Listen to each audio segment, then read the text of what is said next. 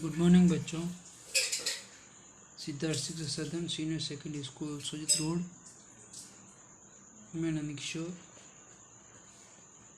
आज आपके सामने लेके आया हूँ कक्षा 7 जो सामाजिक विज्ञान, ठीक है।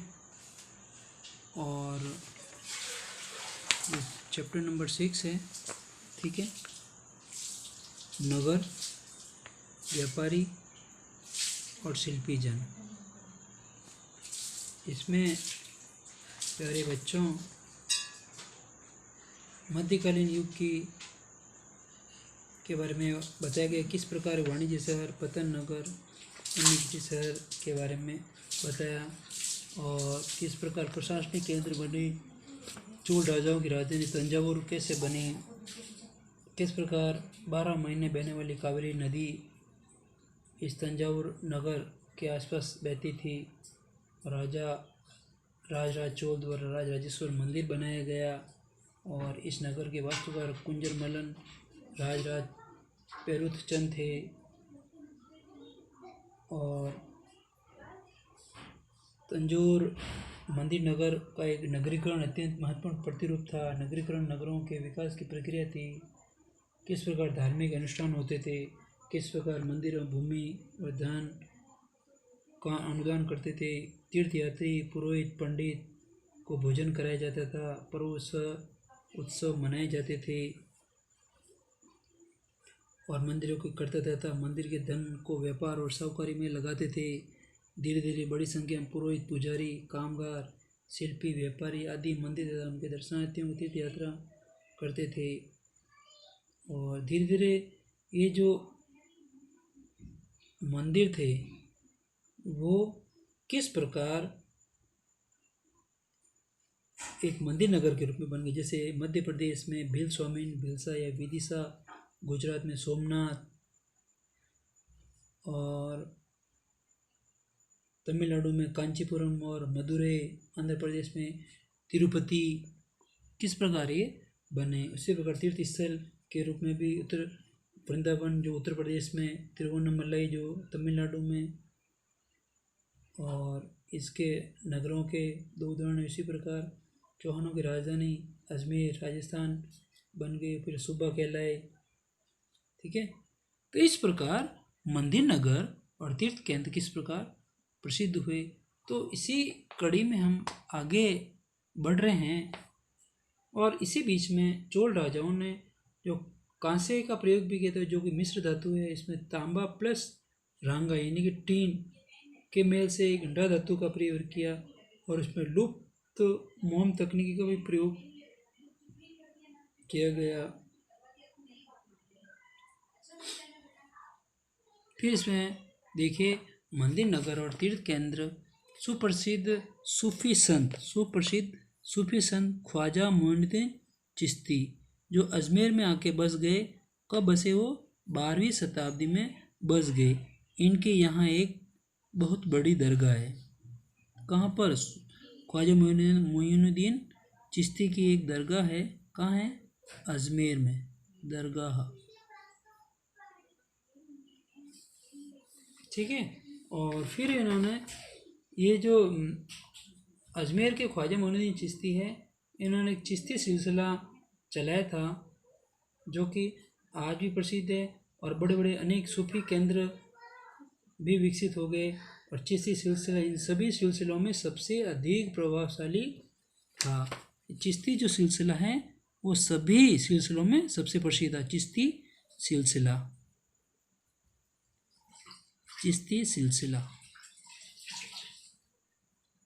जो सभी सिलसिला में सबसे प्रसिद्ध था, या गरीब नवाज, ठीक है ना। अनेक दर्शनार्थी एवं श्रद्धालु सभी पंथों मतों के हुआ करते थे। और इनके जो दर्शनार्थी, श्रद्धालु, दर्शन करने वाले, श्रद्धालु मानने वाले सभी पंथों यानी कि सभी धर्मों, पंथों, मतों के हुआ करते थे। अजमेर के पास ही पुष्कर सरोवर है, जहाँ प्राचीन काल से तीर्थयात्री आया करते हैं। और पुष्कर जो सरोवर है, यहाँ पे ब्रह्मा जी का मंदिर है, ब्रह्मा जी का विश्व का एक मात्र मंदिर है। कहाँ? पुष्कर में, पुष्कर सरोवर में, ठीक है ना, जो कि अजमेर से कम 15 किलोमीटर दूर होगा। तो फिर इस प्रकार अजमेर के बीचों बीच में तो ख्वाजा मोइनुद्दीन चिश्ती की दरगाह है, जो चिश्ती सिलसिला जो सभी सिलसिलों में सबसे प्रसिद्ध है, जो कि ख्वाजा मोइनुद्दीन साहब चिश्ती जो कि 12वीं शताब्दी में यहाँ के बस गए, और यहाँ के इनके जो दर्शनार्थी और श्रद्धालु सभी मतों पंथों की वो करते थे। अजमेर के पास ही जो 15 किलोमीटर दूर पुष्कर सरोवर है, जहाँ ब्रह्मा जी का विश्व का एकमात्र मंदिर है, जो प्राचीन काल से ही यहाँ पे कई तीर्थयात्री आते हैं। और बच्चों, पता है आपको गांधी जी की जो अस्थियां हैं वो यहीं ही विसर्जित की गई थी, और यूँ तो पूरे देश में विसर्जित की, लेकिन विशेषकर यहाँ पुष्कर में विसर्जित की गई थी। छोटे नगरों का संजाल, छोटे नगरों का जाल फैला हुआ था, जो कि इस प्रकार यहाँ देखा गया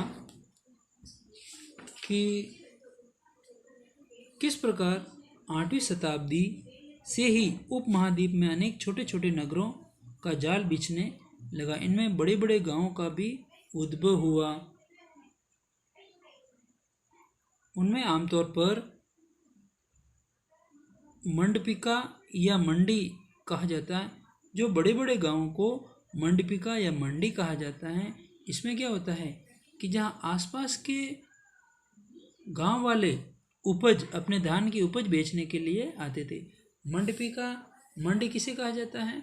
जो बड़े बड़े गांवों को मंडपिका या मंडी कहा जाता है। इसमें क्या होता था, इसमें क्या होता था कि आसपास के जो गांव वाले थे अपने उपज, यानी कि जो धान खेती होती थी वो उपज जो होती थी, अब वो वहाँ मंडी या मंडपिका में आके बेचते थे। ये मंडपिका या मंडी होती थी। अब देखो, हाट या हट, ऐसी गलियाँ थी जहाँ दुकानें व बाजार थे जिन्हें हाट कहा जाता था। अब ये हाट या हट जो है ना, वो सप्ताह में एक बार लगते थे, जो कहीं छोटी मोटी गलियों में छोटे छोटे बाजार लग जाते थे। इसके अलावा भिन्न भिन्न प्रकार के कारीगर, शिल्पियों जैसे कुम्हारों, तेलियों, सुनहारों, लोहारों तथा पत्थर तोड़ने वालों के अलग अलग बाजार भी होते थे। जो ताड़ी बनाने वाले, पत्थर तोड़ने वाले इत्यादि, ठीक है ना, शक्कर बनाने वाले इत्यादि का अलग अलग बाजार लगता था। और कुछ व्यापारी तो नगर में स्थायी रूप से बसकर अपना कारोबार भी करते। कुछ ऐसे व्यापारी भी थे जो हाट बाजार में नहीं जाकर के, छोटे मोटे बाजार में नहीं जाकर के, नगर में स्थायी रूप से ही बसकर अपना कारोबार या व्यापार करते थे। जबकि कुछ अन्य व्यापारी जो क्या करते थे कि नगर में घूम घूम कर क्रय विक्रय करते थे। क्रय खरीदना, विक्रय बेचना।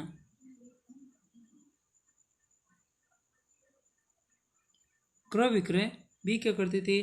दूर दराज यानी दूर दराज के व्यापारी नगरों में स्थानीय उपज खरीदते थे। दूर दराज के व्यापारी क्या करते थे? नगरों में क्या करते थे? स्थानीय उपज खरीदते थे।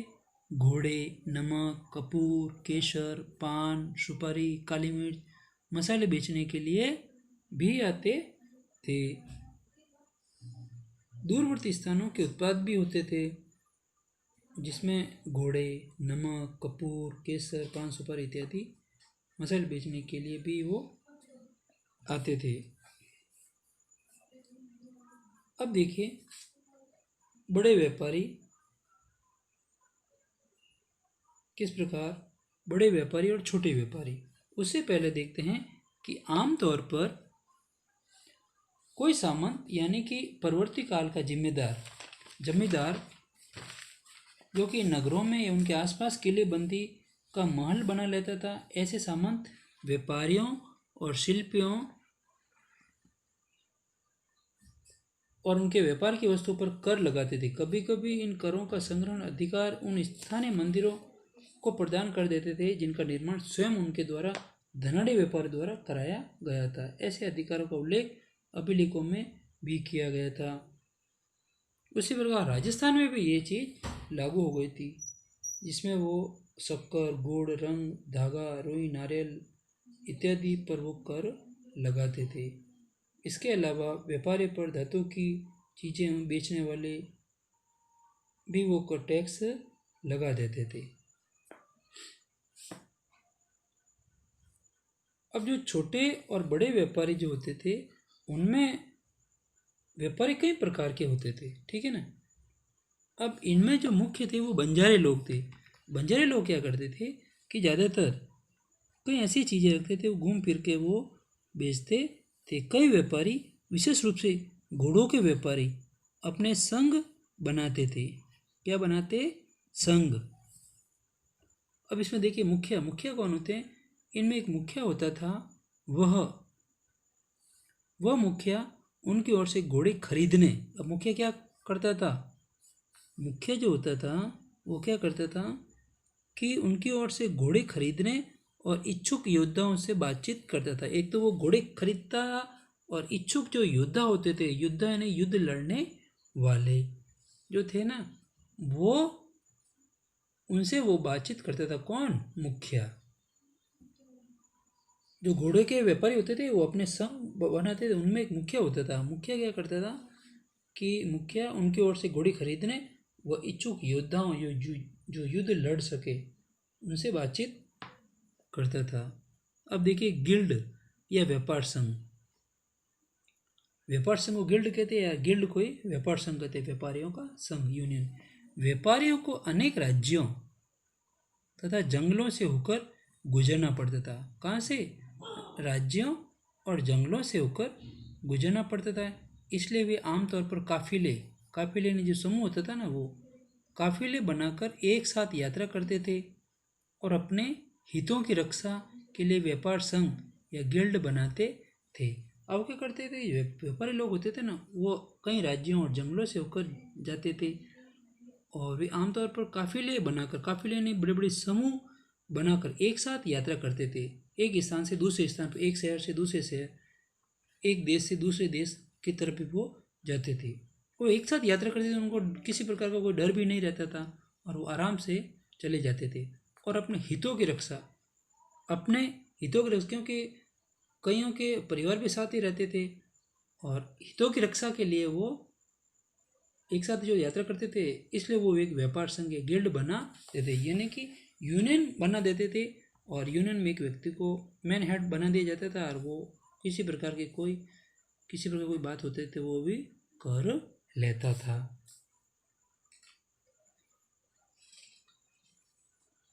अब इसी प्रकार इस काल के दौरान लोगों तथा माल का आना जाना ही लगा रहता था और इस प्रकार आवाजाही नगरों तथा गांवों के जनजीवन पर भी कई प्रभाव पड़े। और इस प्रकार दक्षिण भारत में 8वीं शताब्दी और परवर्ती काल। अब देखिए परवर्ती काल जो होता था, परवर्ती काल का मतलब होता है कि सामंत जो होते थे ना, सामंत। परवर्ती काल का मतलब है सामंत या कुलीन वर्ग, सामंत या कुलीन।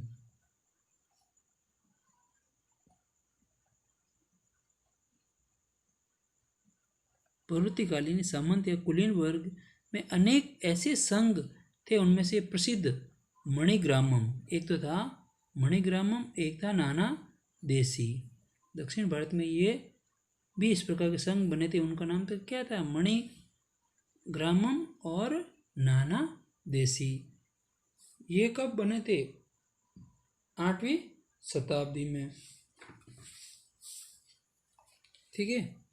और ये व्यापार संघ प्रायद्वीप के भीतर और दक्षिण पूर्व एशिया तथा चीन के साथ साथ दूर दूर तक व्यापार भी करते थे।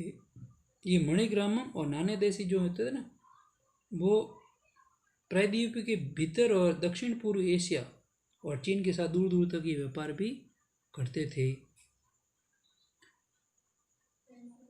और इस प्रकार वो इसलिए ये संघ या गिल्ड, व्यापार संघ या गिल्ड बनाते थे, ठीक है। उसी प्रकार आगे देखते हैं कि इनके अलावा जो चेटियार, इसी प्रकार चेटियार और मारवाड़ी ओसवाल, ओसवाल का नाम सुनते ही आपको कई कई चीज़ें याद आ जाएगी कि मारवाड़ी ओसवाल जैसे समुदाय भी थे जो आगे चलकर देश के प्रधान व्यापारिक समूह बनकर गए। तो प्रधान व्यापारी समूह कौन कौन से समुदाय बने? चेटियार और मारवाड़ी ओसवाल जैसे समुदाय थे, ठीक है ना।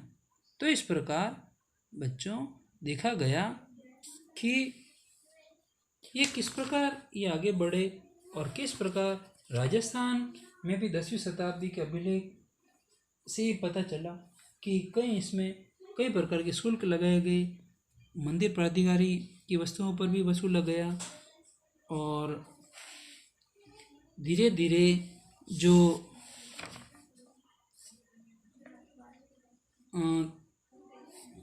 देखा गया कि सूफी संत ख्वाजा मोइनुद्दीन चिश्ती जो अजमेर में 12वीं शताब्दी में बस गए थे, जो कि चिश्ती सिलसिला इन्होंने चलाया था, ठीक है। और किस प्रकार बड़े बड़े गांवों का उद्भव भी हुआ जहाँ पे मंडी या मंडीपक बनेगी, ठीक है। जो आसपास के जो गांव के लोग होते थे वो उपज, अपने धान की उपज बेचने के लिए वहाँ आते थे। और उसी प्रकार हाट भी बनाए गए जिसमें दुकानें और बाजार थे जो तंग गलियों में भी होते थे, ठीक है। तो इस प्रकार कई गिल्ड भी, व्यापार संघ भी बनाए गए जिसमें कि आमतौर पर क्या करते थे कि अनेक जंगलों से और राज्यों से होकर लोग, व्यापारी लोग गुजरते थे और काफिला बनाकर एक साथ यात्रा करते थे और अपने हितों की रक्षा के लिए भी उन्होंने व्यापार संघ बनाया, ठीक है।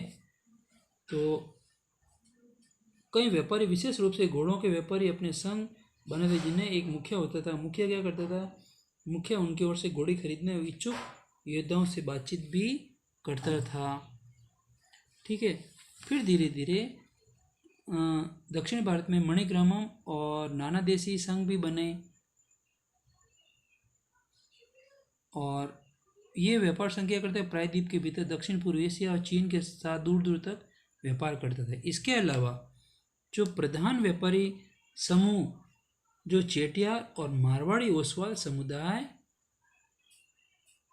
से बनाए गए थे, जो कि आगे चलकर वो क्या कि एक देश के प्रधान व्यापारिक समूह बन गए थे, ठीक है। प्यारे बच्चों, आपको वीडियो अच्छी तरह से देखना है, अच्छी तरह से समझना है, एक नहीं 2 बार सुने, ढंग से सुने, पूरे मन से सुने और अच्छी तरह से आपको प्रश्नों के जवाब देने हैं। उस प्रश्नों के जवाब देने से पहले आपको ध्यान रखना है कि प्रश्न नंबर लगाना है, फिर प्रश्न को लिखना है, लिखने के बाद प्रश्न का उत्तर लिखना है और फिर लाइन खींचनी है, ये हमेशा ध्यान रखें। और उसके बाद जो है कॉपी में काम शुरू करें उससे पहले चैप्टर का नाम लिखें, दिनांक लगाएं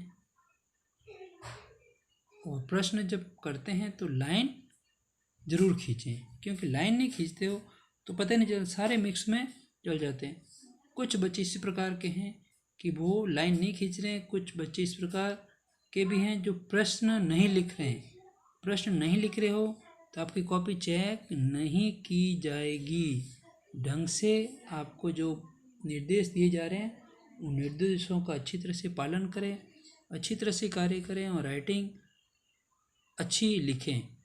आप अपने घर पे अच्छी तरह से राइटिंग सुधारने का भी काम करते रहे। अपने रफ कॉपी में चैप्टर खोल के देख के चैप्टर को लिखने की भी कोशिश करें, ठीक है। तो इस प्रकार प्यारे बच्चों, आपको ध्यान रखना है कि जिस किसी बच्चे का शुल्क जो बकाया है वो प्लीज़ स्कूल में जाके जमा करा दें। Thank you.